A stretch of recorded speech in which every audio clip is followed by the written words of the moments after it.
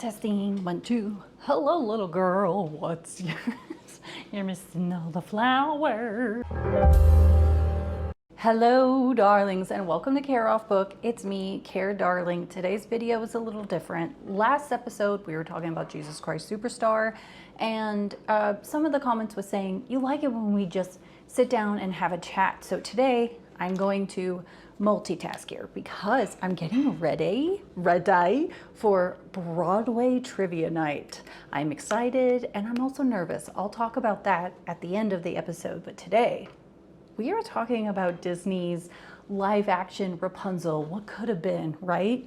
So as far as like what's going on, what happened, well, there was talks that the live action Rapunzel was going to happen, and we talked about it on this channel because JoJo Siwa put up her audition for Rapunzel. We had quite the conversation about that. None of your business. You always do everything your mother tells you. Are you always so annoying? Can I give you some advice? Please don't. At a certain point, you have to live your own life, not just please your mother. Is that how you became a thief? Is your mother proud of that? My mother died when I was young. Oh, I'm sorry. Who took care of you? I took care of myself. That's how I became a thief. Speaking of, there, the snuggly duckling with horses out front, as I suspected. Oh my gosh, horses! Look, Pascal! I think I ultimately was thinking, you know what? I think she would be a great voice actress, and I also think that she's kind of just trolling us. Like, isn't she now in her like trad wife era?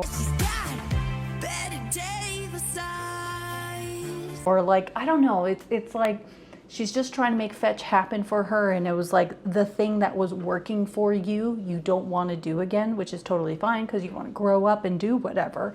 But then now it's almost as if she's lost to who she is because she listened to so many people behind her, whether it was her parents or whether it was like, you know, her managers and stuff saying, this works, this is who you are. And so that's just how I look at it. Like, I'm just like, JoJo is absolutely lost and she's obviously trying to find herself, but then how is she supposed to do that in front of cameras and trying to cater to people and views and all this stuff? And then it turns into kind of like, yes, I said trolling, but also rage baity, you know, where it's like, what is this? Like, what are you doing? Like, I remember finding myself getting upset because she was like, when I have kids, they're going to be Frankie.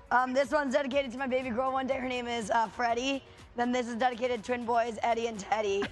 Freddie, Eddie, and Teddy. Freddie, Eddie, and Teddy. I want 3 babies. I have my sperm donor lined up. I don't know. It was all just rhyming names. And in my head, I was like, you absolutely should not have kids. If like, the biggest thing is like they're all going to be like Louie, Huey, and Dewey. You know what I mean? Like, whatever. Are your dream kids' names still Freddie, Eddie, and Teddy? Absolutely not. I was a bad girl, did some bad things, and that was naming children. We talked about that audition, but we also talked about how Disney was going downhill with their live action stuff. And yes, I've been doing my foundation for however long, and I'm not even looking in the mirror. I'm looking outside. So listen, I'm a mom. Sometimes I'm just like, it is what it is. But yeah, we were then discussing about Disney and how Disney's live actions were absolutely going down. But to me, I understood what was going on. It's because we love the cartoon version so much that when the live action comes, it's like we have to compare. And then everyone's like, don't compare, it's its own thing. But it's like, no, it's not. It's taking from the animated like cartoon. Like Lion King to me was crazy because they're like, now to live action. And I'm like, these were live lions? Like, no, you had to use CGI for it. And so it's like, there wasn't a huge difference from the animated Lion King to the CGI animated Lion King. So to me, what works for a Disney live action is that they take something and they create it into a new story or expand the story where we were like, oh my gosh, like we left off knowing this, but now Disney's teaching us this. So like I've said it so many times, but I really like Cruella. And I do like Maleficent because it's like, oh my gosh, I know these characters, but I only know this perspective, right? The best live action that Disney did I was about to say Cinderella, but to me, it's actually pirates. But here's the thing. I'm talking about Cinderella in the context that Cinderella, the animated movie, existed. Then they made, was it 2016 that Cinderella came out? Oh, I loved it. But the thing is, with Cinderella, that can work in so many different things because, I mean, it's a story that fits in a lot of context, right? Like, I mean, I always say like, oh, one of my favorite Cinderella stories is Rocky, right? There's the underdog, here they are on the bottom, and then it's like, are they gonna exceed to the top? Now, if you remember in Rocky, he doesn't win. And then hence the other Rocky movies happened, but it's a way for us, we were cheering on Rocky, not at the fact that he lost, but we were cheering him on at the fact that he won the audience. Because he was a nobody, and the same as like Cinderella. She was a nobody, and then what happened? She becomes a queen. Okay, I know I'm talking too much, but I'm just saying all of these things that are in my head to try and understand where Disney went wrong. And I think what Disney thought they had was like, oh good, we have this perfect blueprint where no matter what, people will come and see this movie because they already liked it as an animated movie. Sure enough, they're gonna love it as a live action. But then they kept dropping the ball to the point where the audience is like, wow, you guys really have no appreciation and love for the original when going into this. But then we're also supposed to be like, we're not supposed to look at the original and stuff. It's the same songs in the original. Of course, we're going to be comparing. It just seems so silly to say you need to look at this as like original work when the actuality is that it is not original. Again, with Disney, it's that they thought, oh my gosh, we have this perfectly. We know that people love these movies and we're just gonna make it, we'll do it live. We'll do it live. It's like pretty much what Girlfriend, I don't know what I'm doing here, but we're just, it is what it is, okay? We'll do it live. It was working, right? Because they were using the Disney Renaissance. If you don't know what the Disney Renaissance is, it's when Howard Ashman, Alan Menken kind of came in and the music was bomb. And if you haven't seen it, it's Howard Ashman. It's called Howard. It's a documentary on Disney Plus. So good, so good. I recommend it. And it's a great depiction of the process that Howard had saying, oh my gosh, musicals are perfect for Disney. Like the concept of why people understand, like if you're a crab on stage, people will be like, yes, they are, versus like in a movie if you're playing a crab, right? But it would work in the movies if it was a cartoon. So again, I recommend like go check out that documentary. It's so well done.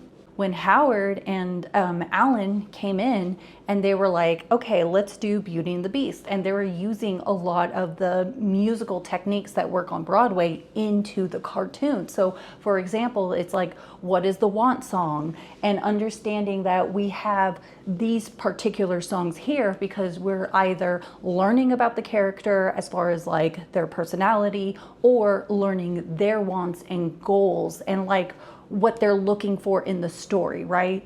Like to me, if there is a song that is kind of a wasteful song on Broadway, to me it's because there needs to be a quick change. So I find myself forgiving if a song is kind of just there to be there, but it's because it actually has like a responsibility for that. But in cartoons and stuff, it's like you don't need to have any like true fluff in there. So, okay, what else do I have to do here?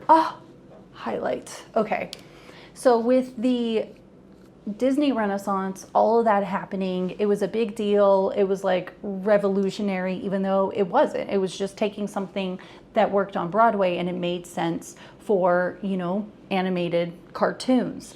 So I think that's why during that time as a kid, it was probably one of the best times because I wasn't born in the 80s, but I do think that the 80s had like fantastic music. So then when the 1990s came and like the cartoons and the music were there, it was I mean, go through like, oh my gosh, like the songs like DuckTales, Goof Troop, like all of a sudden it felt like the animated songs, even the intros were like animated songs, like animated shows and stuff. The songs were booming, like so good. Okay.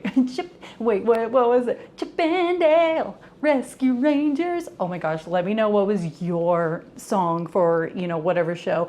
Oh my gosh, maybe this was 2000s, but even the gotta get up, gotta get dressed, and then it goes on. It's like Pooh Bear, Winnie the Pooh Bear. Oh, what a time. What a time.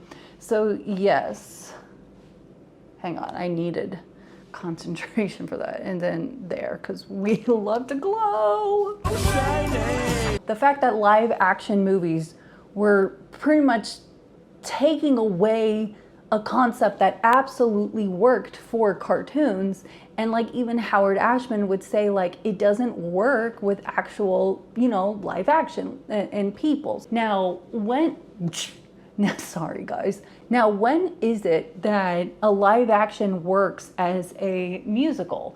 It's when there is a character there that's like, why are you singing? So for example, Enchanted loved it because we had Patrick Dempsey, right? His character was like, why are you busting on the song? What are you doing? How does she know? People looking. She's yours. Don't sing. It's okay. You know, let's just walk. Can we walk? Okay. How does she know that you love her? Oh. He knows the song too. And so it allowed us to truly believe that Giselle and Oh, Giselle! live action musicals truly work in the sense if there's someone that's kind of like, what are you doing? Why? They're playing the audience. So when we see that there's one person like us that's going, hey, why are they singing? We then accept it for what it is, being like, we're with this guy, we get it, but you know what? We're just gonna go along with it because we also understand she's not from this world. She's from a very Disney-esque animated world and whatnot, right? So once again, as I probably have been very repetitive about this, is that Disney was like, hey, we pretty much have a cash cow. We don't have to put too much into it. And because we already know that we have an audience for it, but then after all these years, what was going on was the audience was getting upset because it was turning into that Disney was like we were getting ripped off. Like I saw maybe Beauty and the Beast, the live action, twice, and I was like, okay, but I continue to watch the animated Beauty and the Beast because there's something there, right? Aladdin, I saw that once in theaters, and every time people are like, oh my gosh, I didn't like Beauty and the Beast, that's Aladdin to me. That one was the most upsetting one because I was like, you guys had this great opportunity. That's an episode on its own. I don't want to get upset right now. Okay. So let's fast forward. Okay. Disney has dropped the ball when it comes to live action, and it turned into a cash grab. And so by the time that Snow White came out, that was the biggest slap in the face for so many people because it was, the PR was just off. And I went through this in previous episodes. By the way, I finally did watch Snow White. I definitely have notes on it, so go ahead and watch that episode. But that truly just dropped the ball as far as a live action. And it was the first time that they were like, oh my gosh, like we're not even just breaking even. We're like not making the money. And so the method that we've had for so long is over, baby. So then it was like, oh, okay. And Taylor, she's also someone that is into Disney and musicals and stuff. And I talk to her sometimes on the side, and she brought up a fantastic point, which was, I think they're trying to see how Lilo and Stitch goes, and then we'll see what happens to live actions after that. So Lilo and Stitch came out, and it kind of, based on what a lot of people were saying, was they were absolutely disappointed with what they did with the story compared to the cartoon, right? But we're not supposed to compare, remember? So I will be doing an episode on Lilo and Stitch because I do want to see, there were some people that actually liked the movie, and I'm like, oh, like interesting. So I kind of want to watch it and see how it goes as well. So now it's pretty much in talks. Disney's not going to be doing any more live action. So after talking to you for however long, let's get into the main point of what I truly wanted to talk about, which is Farmer George. If you're a Bridgerton fan, you understand what I'm talking about. So that actor, I have no idea what his name is. I will definitely be looking it up. I'm Corey Mylchreest. But I adore him. I loved him. I believe it was Netflix, Queen Charlotte. He plays King George. And if you watch the series, you understand what I mean when I'm like, is that Farmer George? Hello, You are? I'm Corey Mylchreest. Apparently it's come out that he actually auditioned to be in, oh my gosh, I can't believe I'm trying to multitask at this point. All right, I'm sorry about that. I needed to do that while not talking at the same time. Now I need to let that dry. In the meantime, by the way, I've been adoring this. So this is a lip stain. So I'm just gonna put it on, let it do its thing, stain, and then go out, eat, be very merry. And then it's like a good red stain. And it's a drugstore. It's like, oh, and they have, what was it I like? I like the mauve and I like the rose. The rose to me is an everyday kind of stain where it's like, it is what it is. Nice. And then later the glossiness of this isn't there. It's just red and pretty and ooh la la. Okay, so Farmer George. Hey, I'm Corey Mylchreest. There was a thing that went up about how he auditioned to be in the live action Rapunzel. And then they were saying like, oh, we wish you had more musical experience. And then he doesn't, but then it was like, then I don't know, it was kind of funny what was posted about it. And I actually found myself being like, oh my gosh, I would love it if he was in this. I know that there's a movie he's in on Netflix. I haven't seen it yet. I'm saving it from when I travel to LA. I'm probably gonna have that movie on. But I also did see that it was, what was it, produced by the same people who did Beneath the Stars. So now I'm like, great, I'm probably going to be crying on the plane and whatever. So I would love to know, what are your thoughts when it was like, oh my gosh, there was potential that he was going to play, you know, Flynn Rider. I would have loved to seen that.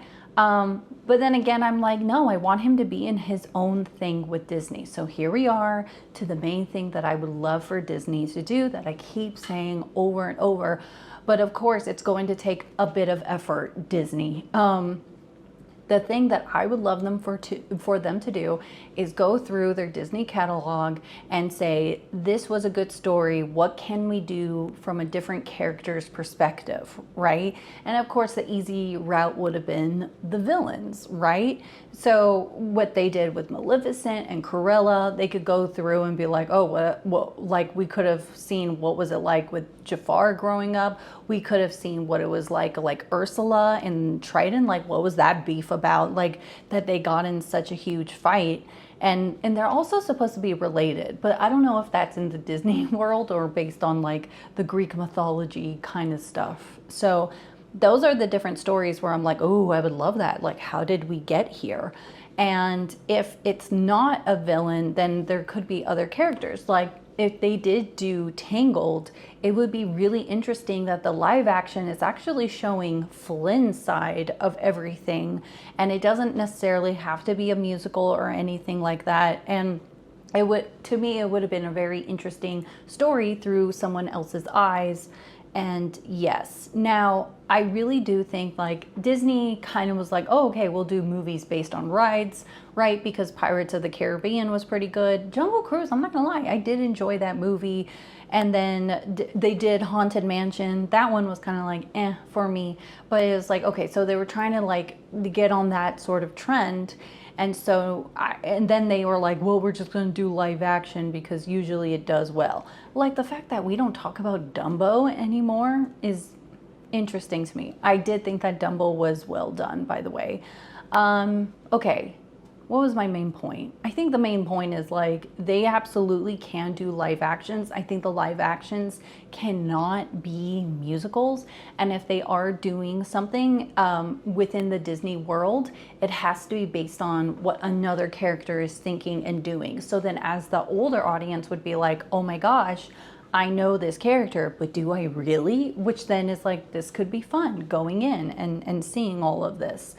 Now, as far as Farmer George, the And I'm Corey Mylchreest. character, I would love for him to be in a Disney movie, but at the same time, I'm starting to feel like a lot of people are better than Disney movies. And I think there's actually, I think he would be good for a Disney movie because people don't necessarily know him. So I think for the fact like Jonathan Bailey, he's a Bridgerton boy, right? He did it, I think, perfectly, where it's like he has an audience thanks to the Bridgerton like fans out there. And so when he was being cast as the prince in Wicked, people were like, yes. One, it's not a Disney movie. Two, it's a fantastic role. And it's the fact that they were able to go into this role. Like, yes, they were absolutely being gracious and thankful and showing so much love to the original cast, but they were still making it their own. And I think when it comes to Disney movies, from the animated one into today, a lot of actors and actresses cannot make it their own because Disney is such a like, this is what is done and that's that, and it's like Bible to these people, right? Like you can't just be like, let's have an interpretation of like Jasmine, right? Like why is it to me when they were like, yeah, Jasmine is such a like, I don't know, like I guess in a way it was like, wow, in the animated version, it was like Jasmine is such a strong-willed woman. And then they made the live action and they were like, she's a feminist stuff, but then it was like her strength was gone. And then they gave her a song called Speechless. And I was like, but that's not the animated Jasmine. Like Jasmine was very like, this isn't right and stuff, but then she knew that there were rules. I don't know, I could go into that. I hope that made sense, where it's like, you did this to a character that was so loved, and now I hate it, and then you're like, don't compare, but also, what do you mean? Like, we were inspired by the animated version into the version we gave you, and it's like, were you really? I don't know. Okay.